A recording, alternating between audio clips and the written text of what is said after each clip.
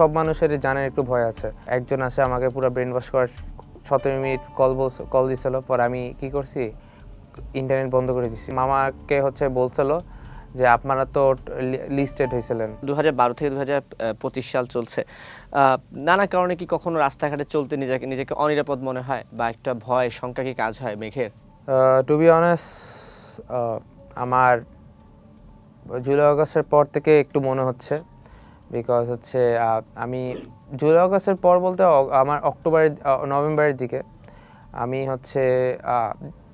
আমি কি আমার অনেক হাঁটতে আমি পছন্দ করি। লাইক আমার কোচিং ছিল মোহাম্মদপুর থেকে হেঁটে হেঁটে একদম বাসা পর্যন্ত যেতাম। আচ্ছা, তো ইটস অলমোস্ট লাইক 3-4 কিলোমিটার আমি হেঁটে যেতাম, বিকজ আমি ম্যারাথন মানে শর্ট ডিস্টেন্স রানিং করি। ওইগুলো আমার খুব হাঁটা আমার খুব পছন্দের একটা জিনিস ছিল।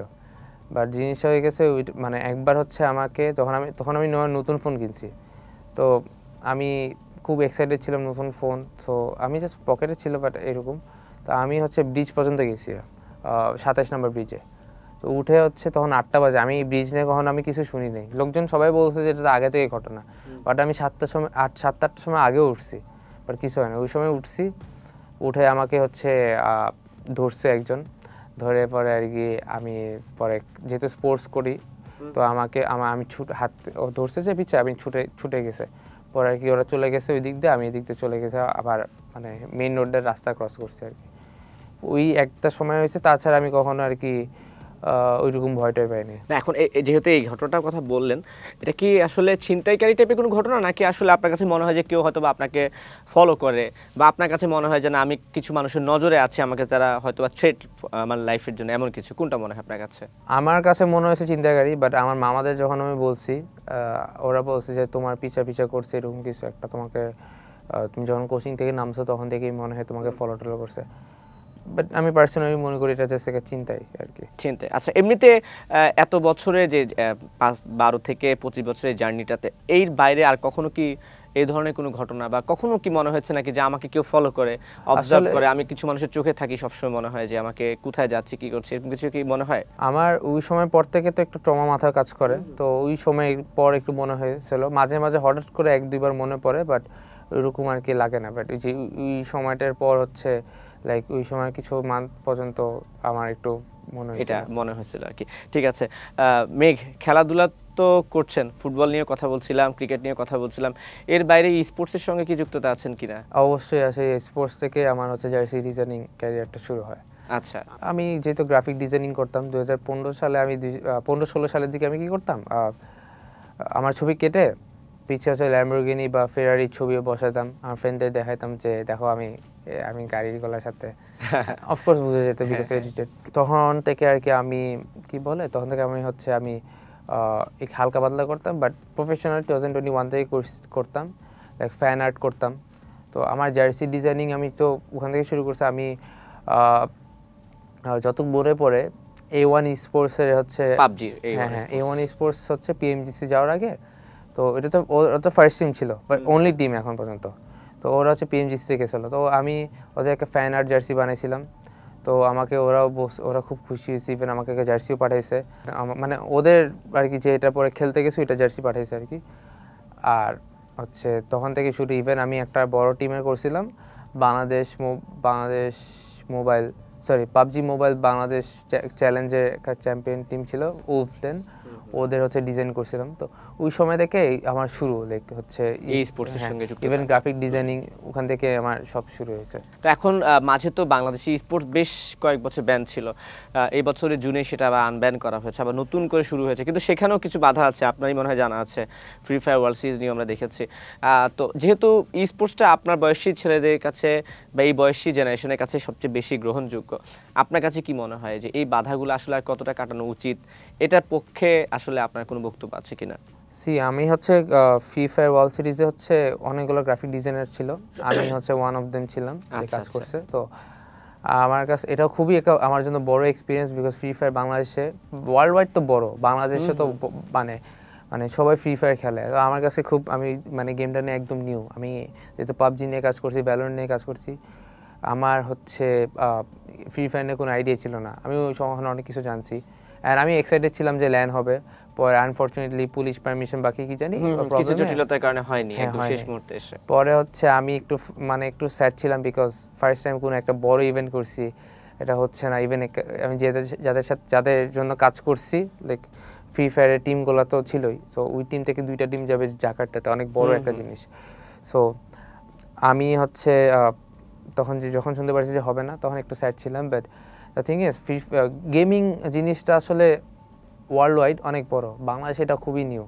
লাইক বাংলাদেশ ইভেন ওয়ার্ল্ডের মধ্যে একাডেমিও আছে, যারা হচ্ছে ক্লাব আছে, হ্যাঁ ক্লাব আছে। ইভেন আপনি যাদের চিনেন ক্যাসিমিরো, তারপর হচ্ছে নেইমার, এরাও কিন্তু মানে ওদের স্পোর্টস টিম আছে ওয়ার্ল্ড ওয়াইড সবারই। এটা হচ্ছে ফুটবলার বলতে সব স্পোর্টস প্লেয়ারদের কম বেশি এই ফ্রি ফায়ার থেকেও মানে গেমিং থেকেও ওরা হচ্ছে আর্ন করে, বিকজ এটা হচ্ছে একরকম বিজনেস।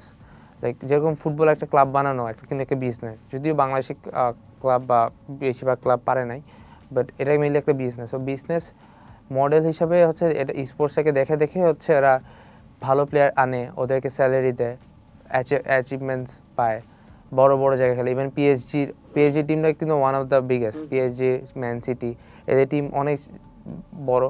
তো ওরা জানে যে লাইক স্পোর্টসে কত লাভ, অ্যান্ড স্পোর্টসে ওরা অনেক আগাচ্ছে। ইভেন ফিফাতে হচ্ছে প্রিমিয়ার লিগ, তারপর এখন আমাদের পাশের দেশ হ্যাঁ ইন্ডিয়াতে EISL হয়, মানে ISL এর যে টিমগুলো আছে, নর্দার্ন ওয়ারিয়ার্স আই গেস, ওই তো মানে এটিকে মোহনবাগান, এদেরও হচ্ছে একটা স্পোর্টস টিম আছে, ওরা হচ্ছে ওই টিমের জন্য কম্পিট করে, অ্যান্ড এগুলো হচ্ছে ওয়ার্ল্ড কাপও হয়। জিনিসটা হচ্ছে বাংলাদেশের হচ্ছে এখন যেহেতু নিউ, উচিত যে এখানে ইনভেস্ট করার। অ্যান্ড 1000 গেমারদের মধ্যে একটা গেমার তো অফকোর্স যারা হচ্ছে ওয়ার্ল্ড ওয়াইড আমাদেরকে ফেমাস করতে পারবে, এরকম তো অবশ্যই আছে। তো এগুলো আমাদের খুঁজতে হবে। আমাদের দেশে তো স্পোর্টসটাকে আসলে সোশ্যালি বলা হোক আর যেভাবে বলা হোক খুব নেগেটিভলি নেওয়া হয়। আমার নিজে একটা বাস্তব অভিজ্ঞতা বলি, জাকার্তার কথা যে উঠলো, যখন প্লেয়াররা ইমিগ্রেশন পার হচ্ছিল, ইমিগ্রেশন পুলিশ বলছিল খেলে ভালো কাজের জন্য যান, এগুলা কিসের জন্য যান, যেটা আমার কাছে বাংলাদেশি ইমিগ্রেশন পুলিশ। তাহলে বুঝতে হবে যে এটাকে নিয়ে নেগেটিভিটিটা আসলে কোন লেভেলে আছে। তো এই ইয়াং জেনারেশনের একটা চাহিদাকে এইভাবে আসলে নেগেটিভলি প্রমোট করে বা যে একটা অন্য ধরনের ভাবে গেথে আছে মানুষের মনে, এটা থেকে আসলে উত্তরণের পথটা কি হতে পারে? মেঘের কাছে কি মনে হয়, যেহেতু মেঘ এই বয়সেরই? এই সেম প্রবলেমটা হচ্ছে আমিও ফেস করছিলাম। লাইক আমার বাসায় তো অফকোর্স সবাই মানে সবার বাসায় আর কি গেমিংটাকে খারাপভাবে দেখতো। বাট যখন হচ্ছে আমার ছোটো মামা অফিস থেকে একদিন এসে বলে, তুমি তো দেখি তো পাবজিতে ভালোই ফেমাস। পাবজিতে ভালো ফেমাস কেমনে কি জানলা? পরে তখন আর কি বলতেছিল যে তোমার হচ্ছে আমার অফিসে একটা কলিগ তোমার বিষয়ে বলতেছিল যে ওকে তো আমি দেখছি যে পাবজিতে এইসব করে। তো আর কি আমি কিন্তু খেলি না, আমি জাস্ট গ্রাফিক ডিজাইনিং করতাম আর টিমের সাথে ইনভলভ ছিলাম। ধরেন যে তখন ভালো ভালো টিমের সাথে আমার ইনভলভমেন্ট ছিল, প্লেয়ারদের সাথে কালেকশন ছিল, তো তখন ওইভাবেই আমাকে চিনে। তো আমি যেহেতু গ্রাফিক ডিজাইনিং করতাম অ্যান্ড অল, আমাকে আর কি বলছে মেঘ তো ভালোই কাজ করে এইসব। তো এটা আমার তখন হচ্ছে আমার মামাও শুনছে, আমার মেজো মামা যার সাথে থাকি, তো তখন আর কি দেখতেছে না এটা তো লোকজন যেহেতু পছন্দ করতেছে তাহলে অবভিয়াসলি ভালো কাজ হবে। বিকজ লোকজন যখন হেড করে তখন মানে আমাদের মানে বুঝতে হবে যে মানে মোস্টলি যখন হেড করে তখন বুঝতে হবে এটা খারাপ, বাট যখন দেখেছে ভালো তখন তো সবাই ভালো বলবেই। তো যখন আমার ফ্যামিলিও এখানে সাপোর্ট দেওয়া শুরু করছিল। তো এই আসলে জিনিসটা কি মানে এই মডিউলটা না আমাদের হচ্ছে এইটা না আমাদের খুবই কাজ করতে হবে, বিকজ গেমিং জিনিসটা আমরা গেমিং তো গেম। আরেকটা জিনিস হচ্ছে কি মেঘ, আমার কাছে মনে হয় আমাদের দেশে গেম খেলা মানেই মনে করে যে শুধু গেম খেলাটাই, কিন্তু এই স্পোর্টস মানে তো শুধু গেম খেলা না। এই যে গ্রাফিক ডিজাইন থেকে শুরু করে, ধারাভাষ্য থেকে শুরু করে, টেকনোলজিক্যাল যে সাপোর্ট, লজিস্টিক সাপোর্ট, মানে এটা কিন্তু একটা বিশাল দুনিয়া, অনেক কিছু মিলিয়েই কিন্তু একটা স্পোর্টস। শুধু গেম খেলাটাই কিন্তু না, প্রফেশনাল একটা জায়গা আছে। কিন্তু আপনি একটা গেম স্পোর্টস ম্যাচ যেমনি আপনারা সব করেন, ফুটবল ম্যাচ বা ক্রিকেট ম্যাচ, হ্যাঁ ওইভাবেই হচ্ছে ক্রিকেটে সরি স্পোর্টসটা হয়। স্পোর্টসে গ্রাফিক্যাল জিনিসপত্র বেশি হয়। সো এটা আরও অপরচুনিটি যারা হচ্ছে মোশন গ্রাফিক্স করে, তারপর হচ্ছে VFX এর কাজ করে, ওর জন্য আরও বড় অপরচুনিটি থাকে স্পোর্টস। ক্রিকেটেও থাকে, বাট ক্রিকেট থেকে মানে এইসবে তো একটু পরপর আর কি করতে হয়, যেহেতু গেমের মধ্যেই হচ্ছে সব মোশন গ্রাফিক্সের জিনিসপত্র থাকতে হয়। তো এখানে জব অপরচুনিটি অনেক বেশি। আমার জানার মতো অনেকজন বাইরে কাজ করতেছে, অ্যান্ড যারা হচ্ছে বড় বড় অর্গানাইজেশন ওদের ওখানে কাজ করতেছে, স্পোর্টস অর্গানাইজেশন, ওরা বুঝতেছে লাইক যে স্পোর্টসের টাকা, স্পোর্টসে যে সময় দেখছে টাকা অ্যান্ড অপরচুনিটি ভালো, তখন হচ্ছে লোকজন কাজ করতে চাবে। আর জিনিসটা কি, আমাদের উচিত হচ্ছে আমাদের যারা আছি, ধরেন যে যারা ভালো ভালো গেমার্স আছে, ওদের আশেপাশে ওদের উচিত যে মানে আশেপাশে লোকজনকে বা ওদের হচ্ছে সেমিনার বা এরকম কিছু করার, যেটা হচ্ছে লাইক মানে সোশ্যালি যেন মানুষ আসলে বিষয়টাকে একটা পজিটিভ, হ্যাঁ যেন হচ্ছে যারা ধরেন যে ইনভেস্টররা যেন ইনভেস্ট করতে আগ্রহী করে, ইভেন যারা হচ্ছে গেম মানে যারা মানে গেম নিয়ে আইডিয়া নেয় ওরা যেন এখানে ফোকাস করে, বিকজ এটা হচ্ছে বিলিয়ন ডলার্সের একটা ইন্ডাস্ট্রি, এবং হলিউড মার্কেট থেকে কিন্তু এখন বড় মার্কেট হচ্ছে ই-স্পোর্টস। হ্যাঁ সেটাই তো। সো এই কারণে হচ্ছে লোকজন একটু মানে এখানে হচ্ছে একটু পজিটিভলি ফোকাস করে কি। তবে দিন শেষে একটা বার্তা আমরা অবশ্যই দেওয়া উচিত, সেটা হচ্ছে যে গেমস আমরা অবশ্যই খেলবো, কিন্তু পড়াশোনার সঙ্গে চালিয়ে যেতে হবে একই সঙ্গে। পড়াশোনার সঙ্গে তারপর হচ্ছে লাইফ, মানে নিজের লাইফ যদি না গুছায় রাখি তাহলে কিন্তু অফকোর্স এটা তো কিছুই না। অবসরটা আমরা অবসরটাই খেলবো, আর সবাই যে ক্লিক করবে তাও কিন্তু না। সাকিব আল হাসান কিন্তু একজনই হয়, হামজা কিন্তু একজনই হয়, সবাই কিন্তু চাইলে হতে পারে না একটা হামজা আর কি। যাই হোক, মেঘ অবসরে কি করা হয়? ফ্রেন্ডদের সাথে ঘোরাফেরা করি মেনলি, তারপর হচ্ছে খেলাধুলা করি, মেনলি খেলাধুলাটা করা হয় বেশি। আর তাছাড়া হচ্ছে আমার বিড়াল আছে, আমার বিড়ালের সাথে ছাদে ঘুরি, ও ঘুম থেকে ঘোরার পর ছাদে যাওয়ার জন্য পাগল থাকে, তো ওর সাথে ঘোরাফেরা করি মেনলি। ও ছাদে নিয়ে যায়, পরে ও বালুতে ঘোরাঘুরি করে, এইগুলো আর কি পছন্দ, আমারও দেখতে ভালো লাগে, ও খুশি আমিও খুশি, এরকম আর কি। আব্বু আম্মু দুজনই তো সাংবাদিকতায় ছিল, মেঘের কি সাংবাদিকতা বা মিডিয়ার সঙ্গে যুক্ত হওয়ার ইচ্ছা আছে কিনা? আমার গেমিং, আমার তো বললাম স্পোর্টস এইদিকে, আমি স্পোর্টসের দিকে স্পেশালি স্পোর্টসের দিকে আমার চলো স্ট্রোক। তো আমি হচ্ছে এই আলাদা করে জার্নালিজম আমার এইসব শিখতে চাই না, আমি যেটা চাই হচ্ছে একদম ফুটবলের বা স্পোর্টসের ভিতর ঢুকার যেগুলো আছে ওইগুলো আমার খুব ইচ্ছা, ইনশাল্লাহ যেন ওইগুলো করতে পারি। বই পড়া হয়? আনফর্চুনেটলি না, বিকজ হচ্ছে আমার বাবা পড়তো, আমার মা পড়তো, আমার মামা পড়ে, বাট আমি হচ্ছে ওইভাবে করে বই পড়ি না, বাট মানে আর্টিকেল পড়া এগুলো আর কি, দুইটা পার্থক্য অনেক, বাট এটাই আর কি। আচ্ছা ঠিক আছে, তো অনেক কথা বলেছি। মেঘ, আমি জানি যে মেঘে স্পোর্টস নিয়ে কাজ করার আগ্রহ। আচ্ছা, রিসেন্টলি আমি দেখলাম যে হাঁসের মাংস নিয়ে খুব গবেষণা চলছে, মানে হাঁসের মাংস নিয়ে গবেষণা চলছে, সেটা আবার আমাদের উপদেষ্টা আসিফ ভাইয়ের সামনে গিয়ে আর কি। মানে আসিফ ভাইয়ের সঙ্গে হাঁসের মাংস একটা সম্পর্ক আমরা কিছুদিন যাবত সোশ্যাল মিডিয়া দেখছিলাম, ওই গল্পটাই শুনতে চাই। আসিফ ভাই কি পরে কিছু বলেছে নাকি? আমরা হচ্ছে মানে আমার হচ্ছে ওই দিন ফার্স্ট দেখা হয়েছে, ফুটবল খেলতে গেছিলাম, তো আমরা হচ্ছে বসুন্ধরা স্পোর্টস কমপ্লেক্সে গেছিলাম খেলতে, তো ওখানে বড় ফিল্ড ছিল, খেলাধুলা করার পর খুব মজা করছি। আমার একটা ভাইয়া আছে, ও হচ্ছে ইভান ভাই, ও বলছে আচ্ছা মেঘ আমরা কিছু একটা বানাই, তো আমি হচ্ছে বলছে না না ভাই আমার নিও না, তখন বলছে আরে বানাও কিছু হবে না। তো তখন আর কি আরেকটা ভাইয়া ছিল ফারদিন ভাইয়া, বলে যে বানাও কিছু বলবে না, উল্টারও খুশি হবে। আমি বলছি হ্যাঁ আসলে তো, যেহেতু ভাইয়ার বয়স কিন্তু আমাদের সাথে তেমন, আসিফ ভাইয়ের বয়স কিন্তু তেমন ইয়া না, অনেক পার্থক্য না, তো আমরা হচ্ছে আমাকে ও ভিডিও তুলছে, তখন আর কি ও আমাকে জিজ্ঞেস করছে, আমিও অ্যান্সার দিছি, ও গিয়ে পরে বলছে, পরে আর কি আমার মনে হয় অবশ্যই দেখছে, বিকজ এটা তো অনেক জায়গায় স্প্রেড হয়েছে, দেখার কথা। সো এটাই আর কি। দেন মানে জিনিসটা হচ্ছে, তো একটা মানুষ হাঁসের মাংস খাইতেই পারে, তো মানে উনি যে এটা নিয়ে যে রাগ করে নাই, এইগুলো কিন্তু অনেক বড় একটা জিনিস, বিকজ মানে আমরা জানি যে বাঙালি মানুষ আমরা হচ্ছে একটু বেশিতে হচ্ছে ইমোশনাল হয়ে যাই, হচ্ছে খুব ভালো দিক দিয়েও খারাপ দিক দিয়েও। সো জিনিসটা হচ্ছে উনি হচ্ছে এটা মানে কিছু বলে নাই, এটাই হচ্ছে একটা ভালো একটা জিনিস। না, এখানে একটা বিষয় আছে মেঘ, সেটা হচ্ছে যে ই স্পোর্টসটা যে আনব্যান হলো, এটার পেছনে কিন্তু উপদেষ্টা আসিফের একটা বড় ভূমিকা আছে। তো উনি তো ঘুরে ফিরে এই জেনারেশনে, সো হয়তো বা একটা বড় পদে চলে গেছেন, কিন্তু মনটা তো এখনো বয়সের কাছে বন্দী আছে। সো আই থিঙ্ক উনি কিছু মনে করেনি এবং হয়তো বা দেখেছে, হেসেছে আর কি। আপনি তো ছোট থেকে একসাথে বড় হয়েছেন, একটা বিষয় আপনার থেকে সাজেশন নিব, সেটা হচ্ছে আসলে আমাদের দেশে আমরা অনেক মানুষকে দেখি যে ডিপ্রেশনে ভুগে, একাকিত্ব, তাদেরকে অনেকে সুইসাইডও করে ফেলে আমরা দেখি। যেভাবে হোক আপনিও কিন্তু অনেকটা একা একাই পথ চলতে হয়েছে। এই মানুষগুলোকে যদি বলি, আমি আপনার পক্ষ থেকে কোনো সাজেশন দিতে বলি যে কীভাবে নিজের মন খারাপের সময়, একাকিত্বের সময় নিজেকে শক্ত রাখতে হয়, নিজেকে সামনে এগিয়ে নিতে হয়, সেই বিষয়ে যদি কোনো বার্তা দিতে বলি, কি বলবেন? আসলে জিনিসটা হচ্ছে মেন্টালি স্ট্রং থাকতে হবে। মানে যদি আমরা মেন্টালি যদি ভাবি যে আমরা স্ট্রং, তাহলেই কিন্তু একটা বড় একটা প্লাস পয়েন্ট এটা।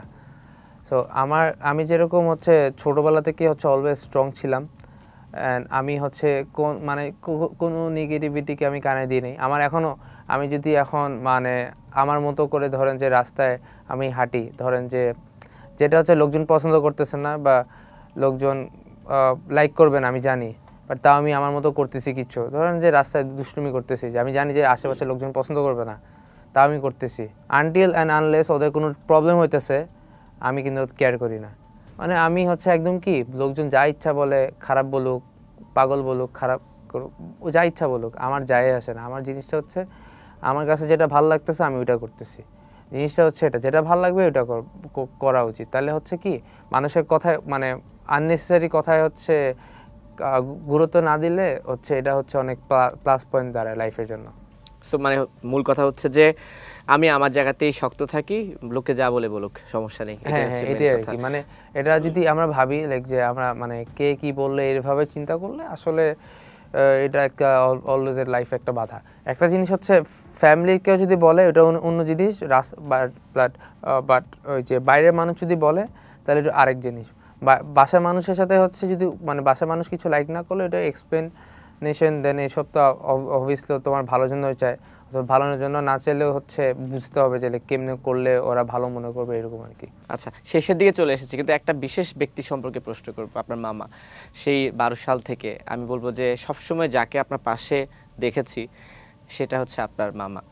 সেই মামা সম্পর্কে যদি কিছু বলতে চাই, কি বলবেন?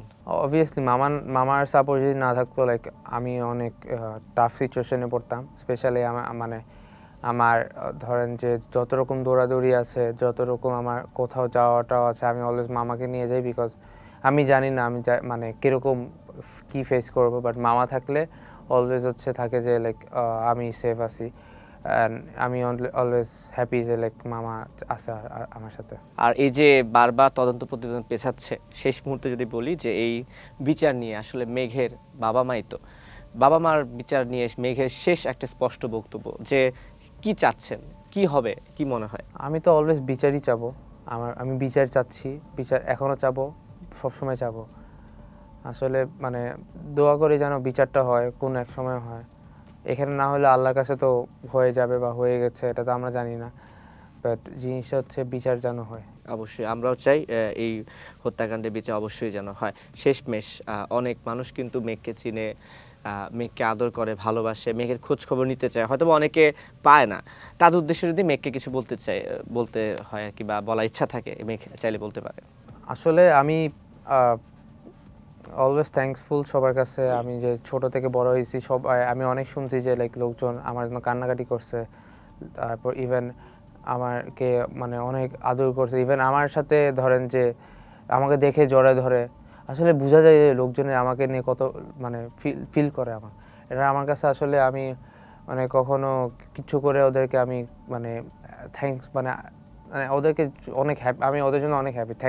থ্যাঙ্কস ওদের জন্য একটা ছোটো কিছু হয়েছে, আমি জানিও না লাইক ওরা ডিজার্ভ করে অনেক কিছু। দেখ আমি যে আসি, লোকজন যে অলওয়েজ সাপোর্ট করতেছে, আমার কাছে এটা অনেক বড় একটা জিনিস। সো তাদের প্রতি অবশ্যই একটা কৃতজ্ঞতা অবশ্যই আছে।